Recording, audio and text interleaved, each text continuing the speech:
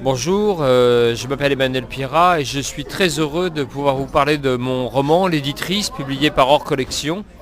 C'est un roman, on va le dire, érotique, il faut être clair, qui est supposé mettre le rose aux joues, voire ne se lire que d'une main, comme on voudra. Il y a plusieurs expressions consacrées, en tout cas qui répond véritablement aux règles du genre. Je l'ai conçu comme tel et voulu comme tel.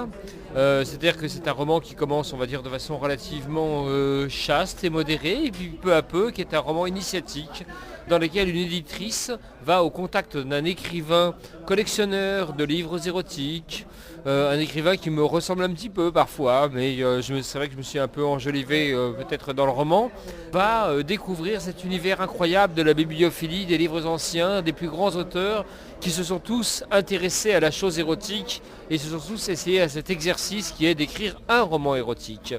Et peu à peu, cette immersion dans une bibliothèque secrète, privée, va devenir une immersion dans un univers où finalement on ne va pas faire que feuilleter des livres. Ce qui va amener à alterner des chapitres où on va parler de l'histoire de la littérature érotique, libertine, des grands libertaires et des grands séditieux des siècles passés, mais également s'intéresser un petit peu à certaines parties de l'anatomie féminine ou masculine, peu importe.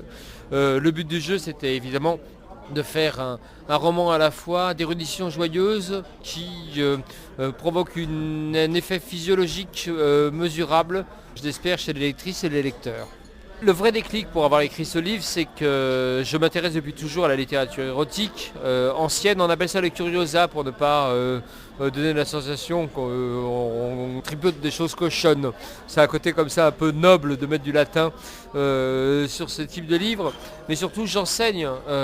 cette matière à l'Institut français de formation de la librairie. C'est-à-dire que j'enseigne aux bébés libraires et à des libraires même déjà accomplis ce qu'est la littérature érotique, comment la conseiller, pourquoi aussi bien Larétin que Mirabeau, qu'Apollinaire, qu'Aragon ont écrit la littérature érotique et comment il faut la vendre, comment il faut la présenter en quelque sorte aux futurs clients pour leur faire franchir le pas et leur dire non, c'est pas uniquement un roman cochon, c'est un grand écrivain qui s'est essayé à un exercice. Eh bien il y a un moment, à force de donner les codes,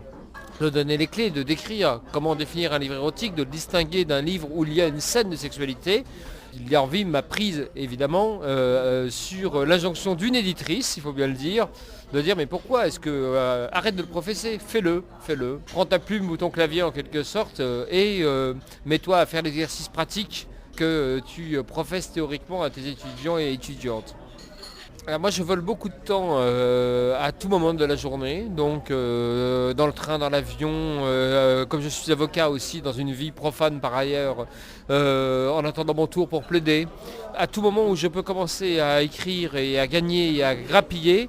j'écris. Ceci dit pour l'éditrice, comme c'était un exercice particulier où la sensualité a une part évidente, d'écrire dans un bus, on va dire, en plein milieu de l'hiver, n'est pas nécessairement où tout le monde est habillé avec des gros manteaux et en train de se moucher, n'est pas l'univers le plus propice pour se mettre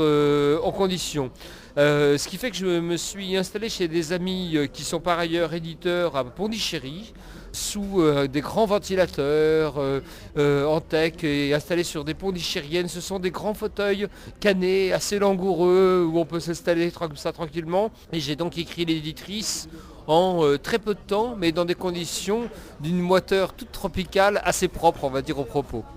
Quand j'écrivais à Pondichéry, je pensais souvent d'ailleurs à la chanson de Juliette Gréco qui dit « Elle avait un Pondichéry d'amour ». Donc je vous souhaite de prendre autant de plaisir que moi, que j'en ai eu à l'écrire à Pondichéry, à le lire et en mettant peut-être en musique de fond de temps en temps une petite chanson de Barbara ou de Juliette Gréco légèrement polissonne.